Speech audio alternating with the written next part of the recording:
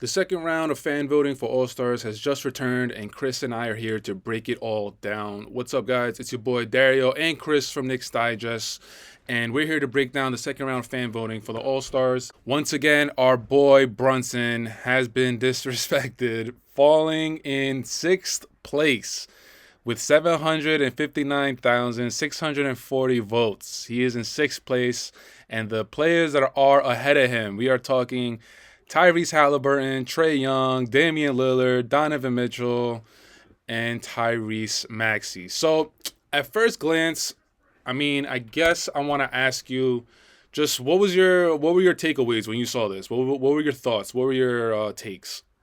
It's a mix of not being surprised, but also just being so incredibly disgusted.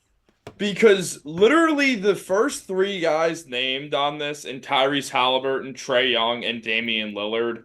I'm not going to go out and say that Jalen Brunson's some tremendous defender, but if you name off, with the exception of Tyrese Maxey, who's a good defender, Donovan Mitchell, Trae Young, Damian Lillard, and Tyrese Halliburton, especially Lillard, Young, and Halliburton, you are looking at some of the worst perimeter defense in the entire NBA. Halliburton and Trae Young are probably the two worst on ball defending guards, point guards, out of any starting point guard in the NBA. Certainly out of any NBA all star level player, they are. It's just a complete disregard for basically players who are defenders or have an impact on winning, as the Hawks are terrible. But since Trae Young averages 30 and 10, and he's Trae Young, we're going to vote for him all the time and get him 1.5 million votes. Yeah, I'm gonna bring up the graph one more time. The one name that stands out to me is Damian Lillard. Like, I get it, name recognition, and we're going off of like what he's done in his career so far. But yo, the thing with Dame is that a lot of fans they're big fans of Damian Lillard because of Dame time and how much of a electric player he is. Making big buckets in the clutch and all that good stuff.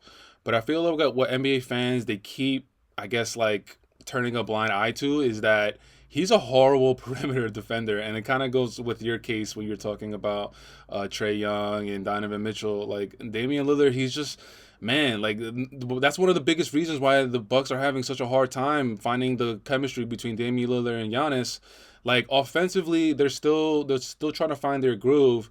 But another problem they have is that Damian Lillard is just like he's getting cooked by all these young up and coming point guards. Some of them on this list, Maxey, Halliburton, and yeah, Damian Lillard, he's just gonna get the votes from name recognition. And Halliburton went out with a hamstring strain. I don't know. I don't think they came out with the report as far as like how long he's going to be out. But if he's out for the All Star game, that's one less person that Brunson has to be worried about. Maybe he will get the nod over.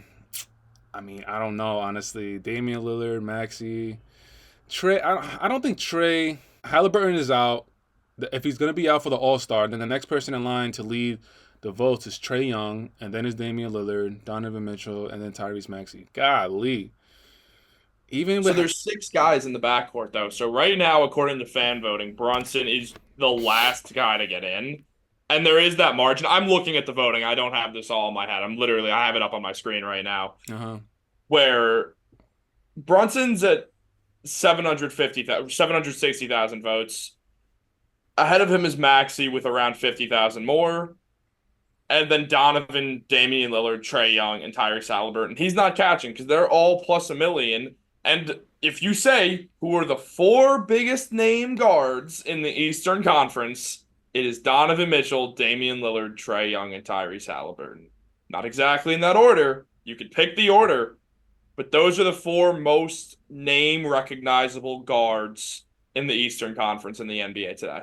If we're taking just the name recognition out of it, like if we're talking about the media also like I don't feel like they do a good enough job of like talking about the Knicks. It's always Lakers. Whenever you turn on ESPN, it's 100% always about the Lakers. What's wrong with Darvin Ham in the rotation? And then Mhm. as far as Eastern Conference, they talk about the Milwaukee Bucks, They talk about the big three in the East. They talk about the three threats of the East. That's it. Right. And then the Knicks is it's always like Big Perk always has to make some like bold proclamation in order to get Jalen Brunson's name out. I mean, like some of his proclamations are kind of crazy, but I do have to give a little respect to Perk for at least bringing his name up. But that's part of the problem. Is like if ESPN and all these channels like bring up the Knicks a little bit more often, maybe his name, Brunson's name, might be in the zeitgeist a little more. But of course, we also got to talk about our other New York Knick player. Of course, we're talking Julius Randle. And as far as the front court, Randle lands at number, what is it, 8? Yeah, 8. In front of him, he has a whole bunch of people. He has Giannis, Embiid, Tatum, Jimmy Butler, which is kind of crazy, Jalen Brown, Kristaps Porzingis, and Bam Adebayo. The name that pops out to me is definitely Jimmy Butler, but what about you? I think Jimmy Butler popped out to me also because I think that's the benchmark. Randall should be fourth. He should be ahead of everyone who isn't Tatum, Giannis, or Embiid. I have a list of stats of all the guys in front of him, not counting Giannis or Embiid, since they both won MVPs pretty recently. They're also just better than Randall. I'm not insane. Um, let's not even count Jason Tatum right now, just because we know that Jason Tatum's a better player than Randall. We know how great Jason Tatum is. Randall has more points per game than anyone on this list, including Butler, Bam, Brown, and Porzingis. He has more rebounds than all of them but Bam. He has more assists than all of them. He shoots better from the field than, well, that's where you go. He shoots better from the field than none but Jimmy Butler. So why is Jimmy Butler ahead of him with 21 points per game, 5 rebounds, 4.5 assists? Mind you, Randall is higher in all of those categories. And then Randall has a better field goal percentage. All Jimmy Butler has on Julius is steals and a 3-point percentage. But what did Jimmy Butler do last season? Went to the finals. Took him to the finals. This is a name recognition thing. And you're right about the whole thing when ESPN doesn't talk about the Knicks. And I have a question for you. Just speculate. Why do you think no one brings up the Knicks when they're good and they're the most marketable team in basketball outside of the Lakers? Oh man, this is a question I've been asking myself since I was born, basically. Nah, I just feel like the track record that the Knicks have has been so bad. Like they've been bad for so long, and they've only had literally 2 examples of having good seasons. It's literally that Melo season, 2012, 2013, I believe, and it was last season. Prior to that, the only other good season they had was 99-2000 in the NBA lockout year when they went to the finals against the Spurs. But look at those 3 examples. They're so spread out, man. It's like the Knicks, like they're one of, if not the biggest market in the country, but they don't have the resume to back it up. And that's why I guess ESPN and all these other channels and all these internet blogs and Twitter pages and all that, that's why they don't cover the Knicks as much, is because we don't have the resume to back it up. If we consistently had good seasons where we at least made it into the playoffs, or obviously made deep playoff runs, then our name would be more in the NBA zeitgeist. But it's always like one good season, and then we have a plethora of bad seasons, and then we have another good season, and then we have another 5 seasons of being completely bad. It's like the Knicks haven't been consistent, and until they are consistent, we're not going to be front mind frame of like ESPN and everybody. So Yeah, no, I agree. I think it's mainly that. And I think how this pertains to guys like both Brunson and Julius is because we both followed the NBA for a while. We know what the NBA All-Star Game is with fan voting. It's a popularity contest. If it weren't, now you know how much of a fan I am of LeBron. LeBron's got 3 million votes. The only person with more than him is Giannis. mm-hmm. LeBron should not be ahead of Jokic. We know that Jokic is better. Jokic right now is better than 2024 39-year-old LeBron James. The fact that LeBron's in the conversation is nuts, but we all know that he's not the best front court player in the Western Conference. Right. So I don't know. He's got more votes than guys like Luka too, who's having a better season than him. We know what this is. It's a popularity contest, and a lot of the NBA outlets, when they're talking about the Knicks, it's never about the stars the Knicks do have. It's always about the stars the Knicks don't have. It's Yeah. always, oh well, the Nets did well. The Nets did well with KD and Kyrie. They made it to the second round and had James Harden. Yeah, well, it should have been the Knicks. They should be the ones to have them. Like something completely baseless where it's like a ridiculous point, or then like Jalen Brunson's not a 1A star. The Knicks should get Donovan Mitchell. Not like Jalen Brunson's won 2 playoff series in a row against Donovan Mitchell or anything. It's just no matter who's on the Knicks, it's about who's not on the team instead of the stars that are there. And that has a severe hindering on both Brunson and especially Randle because Brunson gets more coverage. If there's a Knicks player getting coverage, it's Jalen Brunson. Yeah. I just should be. Oh no, for sure. I agree. I agree. No, but I do have to keep harping on how like your boy Julius Randle has been on a heater. I keep saying it every time I do a video. If we're on a duo or if we're not, I'm always giving a shout out to Randle. He's just playing amazing. Hopefully he keeps that rolling tonight against Dallas. But I wish Adam Silver. He's not ever going to get rid of the fan voting, especially for All-Stars, because he wants the fans to be associated and connected to the NBA. He wants them to feel like they have a voice, which we appreciate. And yes, of course, the money sign as well.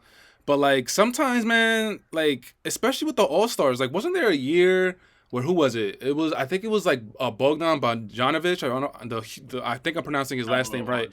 But, like, yeah, it might not be him exactly, but there was one player from Europe, and he almost got voted into a starter because basically his country almost voted him in. And it's like, all right, when stuff like that is happening, like at least I want them to look at it and see if there's anything they can do and change it up. But I don't think it's gonna happen. They want the fans to feel connected to the game, and I don't know what the solution is. But as far as like Jalen Brunson and Julius Randle, like yeah, we keep talking about how we're disappointed. But the only reason why we're disappointed is because like when people talk about players, when the people talk at the end of their careers, as far as their resumes, they're going to bring up the amount of All-Stars that player was in. They're going to bring up how many All-NBA teams that player was in. They're going to bring up how many Finals MVPs, how many MVPs, how many defensive teams. So it is going to be part of the resume, which is why we're just like trying to, especially me specifically, which is why I'm trying to raise a name on Brunson so much. I agree, especially with Brunson too. Like Randall's made it twice. Yeah, no, kudos to him, and he might make it again.